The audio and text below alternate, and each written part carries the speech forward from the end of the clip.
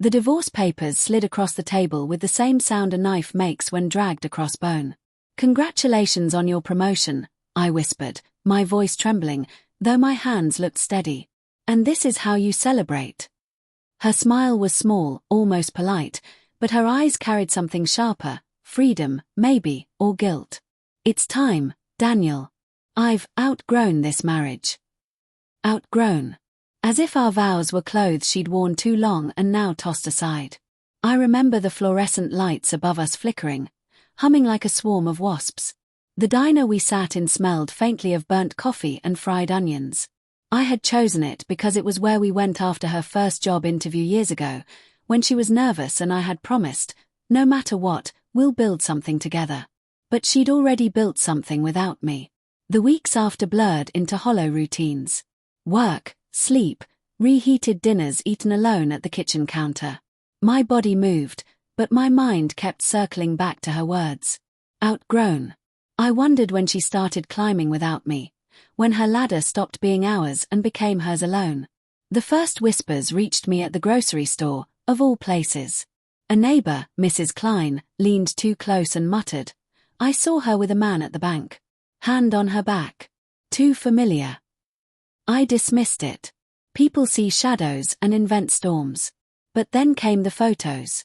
Slipped under my office door in an unmarked envelope.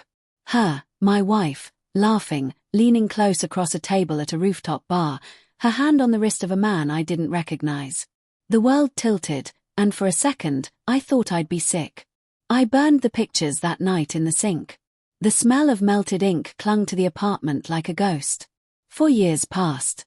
4 years of silence, of me trying to patch the cracks with distractions. Work, late-night drives, empty dating apps that felt more like punishment than comfort. Then, out of nowhere, an invitation. Her handwriting, still familiar, still cutting me open. "Join us for the bank's anniversary gala. It would mean a lot if you came." Why would she want me there? Why summon the man she discarded like a forgotten draft of her life? I should have thrown it away. Instead, I ironed my only decent suit and went.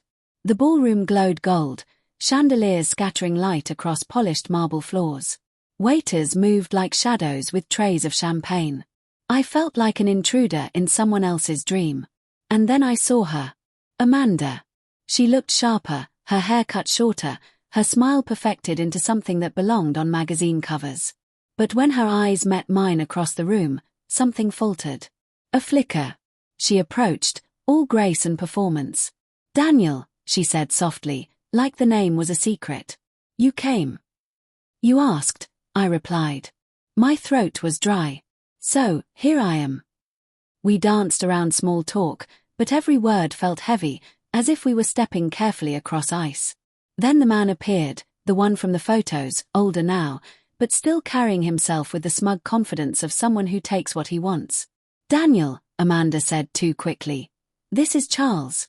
My regional director." His handshake was firm, calculated. "So you're the ex-husband," he said with a smirk, like he was unwrapping a story he'd already heard 1,000 times. Ex-husband. The word hit harder than I expected, even after all these years. The night dragged. I watched her laugh at his jokes, watched his hand linger too long on her arm, and I realized something. She hadn't just left me. She had traded me in. My sacrifice, my support through years of her doubts, had been the scaffolding she climbed before tearing it down. When the speeches began, Amanda took the stage. Her voice carried across the hall, confident and commanding. She thanked the staff, the clients, the bank's leadership.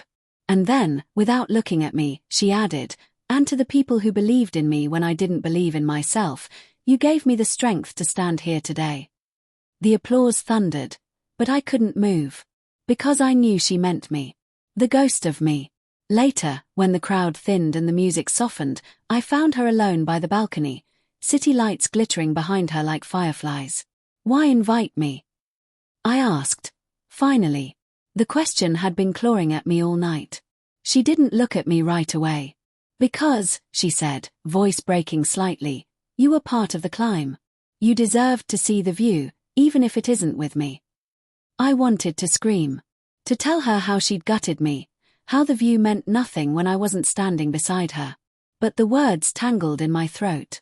Instead, I asked, was it worth it? Leaving us? Her silence stretched, broken only by the faint echo of music inside. Then she whispered, I thought so. Until tonight. I left before she could say more. Out on the street, the night air cut sharp against my skin.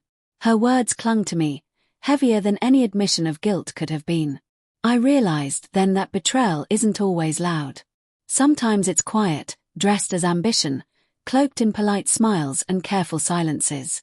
And sometimes the cruelest twist is knowing that the person who broke you still remembers what you gave them, still carries the ghost of your love, even as they stand with someone else. As I walked away, I didn't feel triumph. I didn't feel closure. Only a hollow kind of clarity. Amanda hadn't celebrated her success with divorce. She had celebrated her escape. But tonight, for the first time, I saw the cracks in her freedom. And maybe, just maybe, that was enough of an ending for me.